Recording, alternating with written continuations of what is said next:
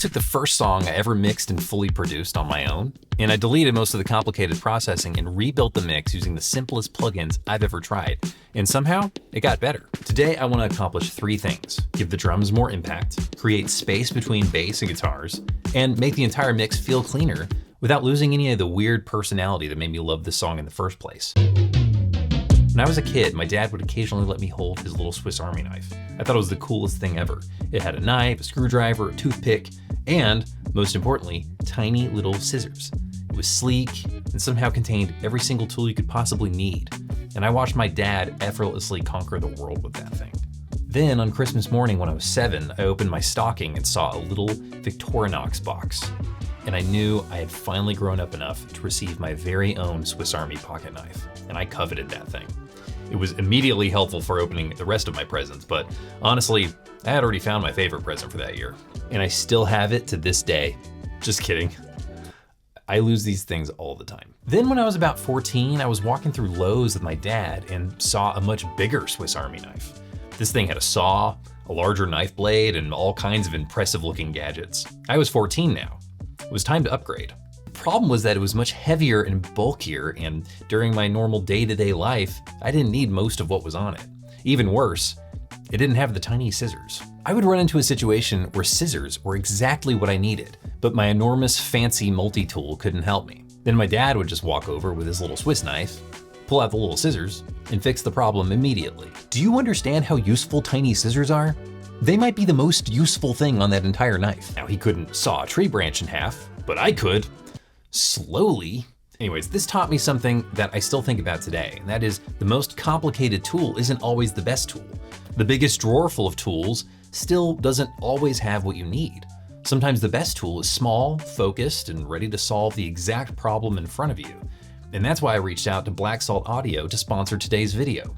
I think they are in the business of making tools that do exactly what they set out to do and elegantly punch above their weight. Today, I'm using several of those tools, particularly the Telos line of plugins, to revitalize the mix of my original song, 100% Juice.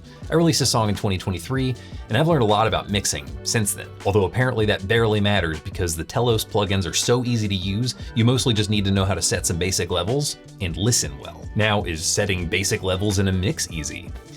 I don't know. I love this song, but the original mix always felt kind of smashed together. Everything was trying to sound enormous, which meant nothing had its own space. And that makes sense because it was the first song I ever produced and mixed completely on my own. Some of the problems came from mixing with the misplaced confidence one gains after watching a few Nolly tutorials, but other problems are just baked into the arrangement, and we're gonna leave those alone. Like the drum composition. I know. It sounds like a guitarist programmed those drums. I've gotten better about that, I promise. Maybe one day I'll fix those. But today the mission is simple. More impact, more separation, more intention. Let's start with the drums. The biggest problems were that the kick had very little impact, the snare lacked character, and the overheads and room mics just felt uninspired. Before starting the remix, I deleted every plugin that wasn't a core creative part of the production. I kept things like crushed lo-fi effects and swirly production nonsense, but most of the corrective processing, gone. Get out of here. I wanted to see what I could accomplish starting with a relatively raw sound. So here's the kick with Telos drums turned off.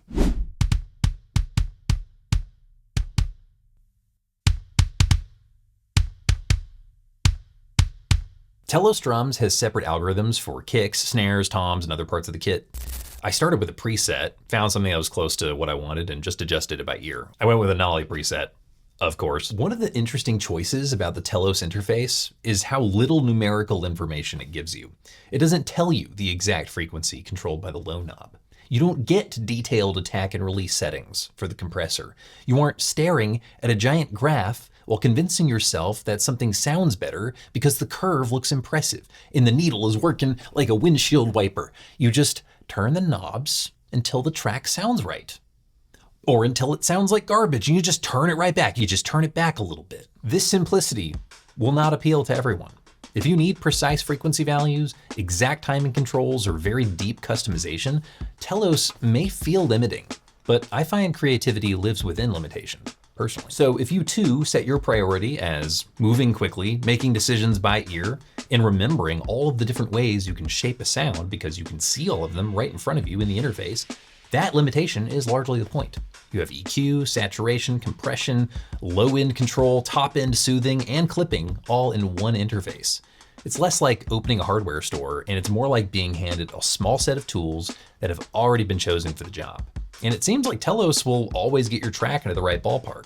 Sometimes it can just finish the track. Don't be afraid to just use Telos and call it a day. That's what I did on this mix.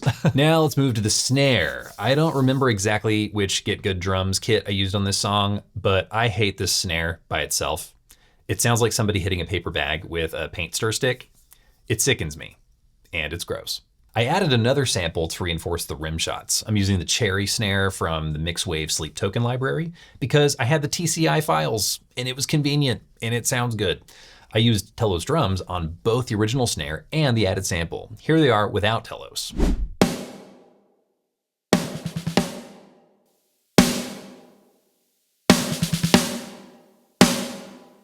Again, I started with presets and just adjusted from there. The presets aren't hiding a complicated system behind the scenes or anything. They're simply just moving the controls you see on the screen into useful starting positions. You could absolutely build your own sound from scratch, but I kind of like clicking through the presets that the producers have made. Gives me an idea to start off of, and then I can shape the sound to the track. For the rest of the shells, I wanted the toms to have less flubby low end while keeping enough top end and body to make the fills feel powerful. I wanted that attack on top so they cut through all the guitars. Here's what the toms sound like before.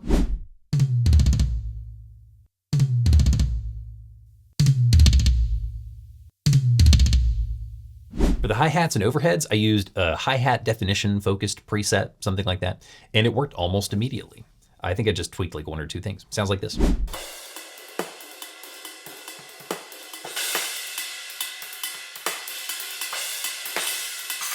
The room needed to become much more aggro and slightly unhinged.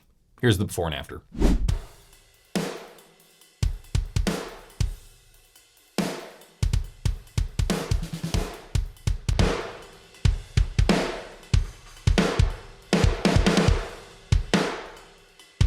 Working with a strong sample library obviously helps a lot here because these samples are already clean, in phase, and free from uncontrolled microphone bleed. They are dressed up, ready for church. If you're recording live drums in a basement, your mileage may vary. So let's hear what actually matters: the entire kit.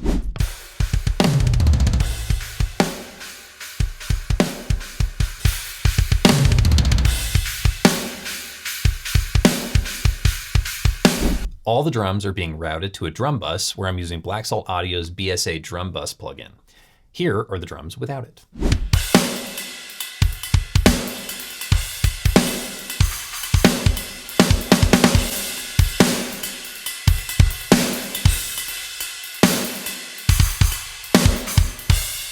Drum bus processing can be really difficult because it's very easy to destroy the punch while trying to make the kit sound bigger if you compress with the wrong settings. BSA drum bus makes it much easier to find settings that feel exciting and usable, but be cautioned that it's still a very powerful tool. If you dime every single knob, your drums are going to sound like the pots and pans falling over in the back of a Cracker Barrel. But when you use it tastefully, the compression, saturation, and clipping all work together in a very musical way. It lets me make the decision, move to the next stage, and stop wondering whether I need to audition another 5 compressors. The drums are done. Let's check out the bass. The drums and bass eventually meet on a combined bus when I mix, a drum and bass bus. And here I'm using Black Salt Audio's low control plugin to enhance and manage the low end.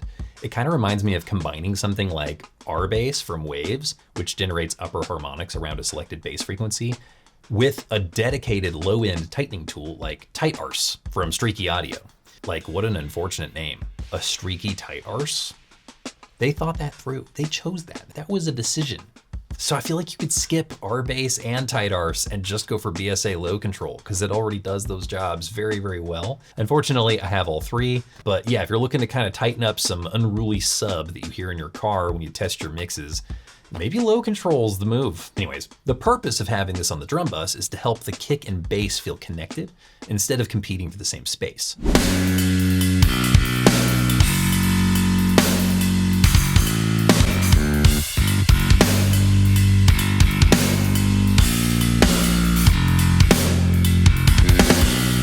This song uses MIDI bass as well as live bass in this arrangement. The MIDI bass is through most of the arrangement, and then there's a delicate, clean bridge. Processing on this before I got to this remix was an absolute mess. I had parallel sends, I had separate frequencies for sub, mid, and high, and the amp tone and the EQ. It was crazy. But for this one, what I did was I just made a bass bus and I put Telos bass on it, and I'm putting both the live bass and the MIDI bass right through it. And I don't think it's lacking anything. Telos bass gives you several amp options and a mix control, 3 bands of EQ, low end tightening and enhancement, kind of like the low end control, and a built-in limiter for keeping the content controlled. It's pretty magical. If you want to stop overthinking bass tone, this is extremely compelling. The only additional processing I used was some multi-band compression and an LA2A style compressor on the live bass, because a live bass performance is naturally more dynamic than MIDI. So those extra layers of control gave me some more consistency before hitting the bass bus. So here's the bass before.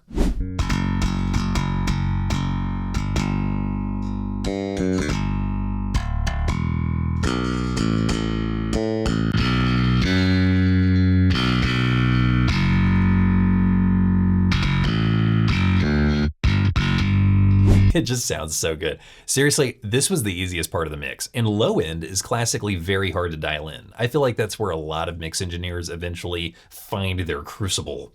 So anything that might make that process easier for me is definitely worth looking at, especially if your room isn't treated well. One final note is I did sidechain the bass to the kick using Curves Resolve from Waves just to create a little more room whenever the kick hits.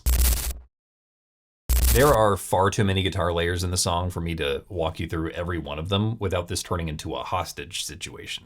So I'm gonna give you the useful overview. The rhythm guitars were sorely lacking in their low end, and Telos Guitars is dialed already for a musical sounding low end without becoming muddy, especially when you also avail yourself of the tools for shaping. Here's what that sounds like.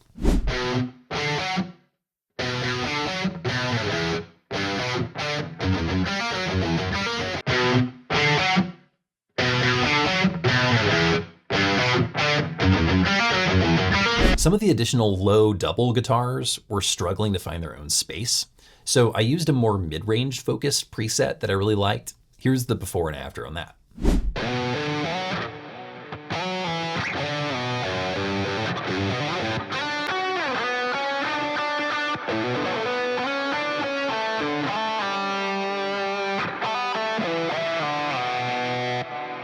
I also use Telos guitars for some summing processing and compression on the split coil guitar bus. If I had been smart when I originally laid out the session, I would have had separate buses for rhythm guitars, split coils, leads, and cleans. But I didn't know how useful that would have been then, so it is what it is. Here's what those split coil guitars sound like before and after.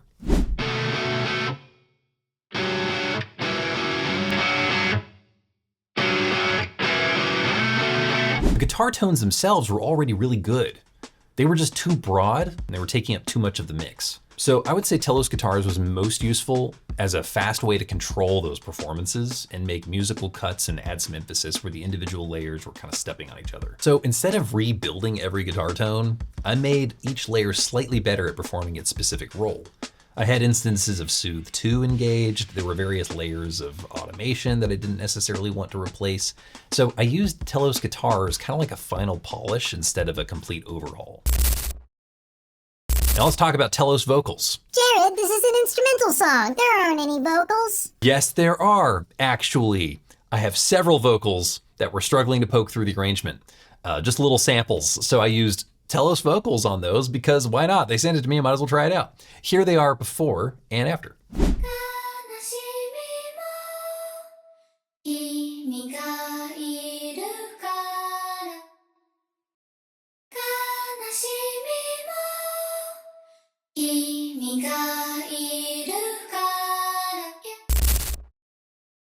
I also have a large number of effect returns throughout the session, so I was pleased that Black Salt Audio also sent me their BSA Delays plugin, which has a particularly delicious wide mode, and I'm sending several guitars into it to help create more width and help them feel like they exist in the same environment.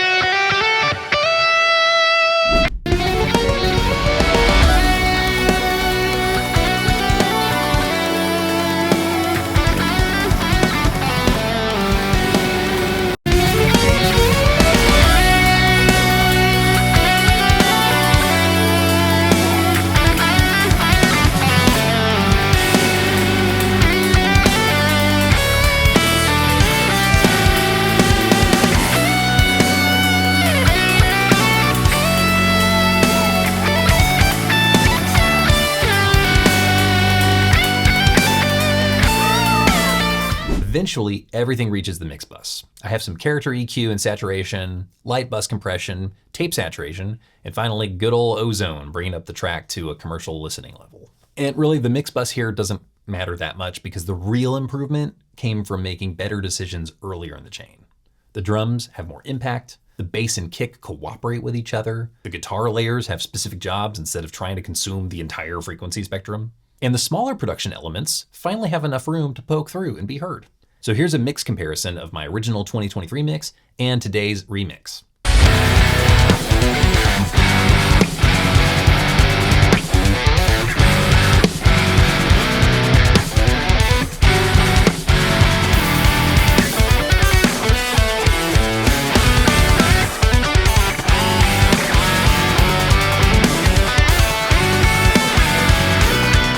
Where were these plugins 10 years ago? Overall, I'm extremely impressed by what Black Salt Audio is doing. These plugins feel like they were designed by real engineers who are just as frustrated with overly complicated interfaces and scattered tools as the rest of us. But I also want to be clear, the Telos plugins don't feel like beginner tools. Do they feel easy to use? Yes, but so does a Swiss Army knife. Easy to use doesn't mean incapable of professional results.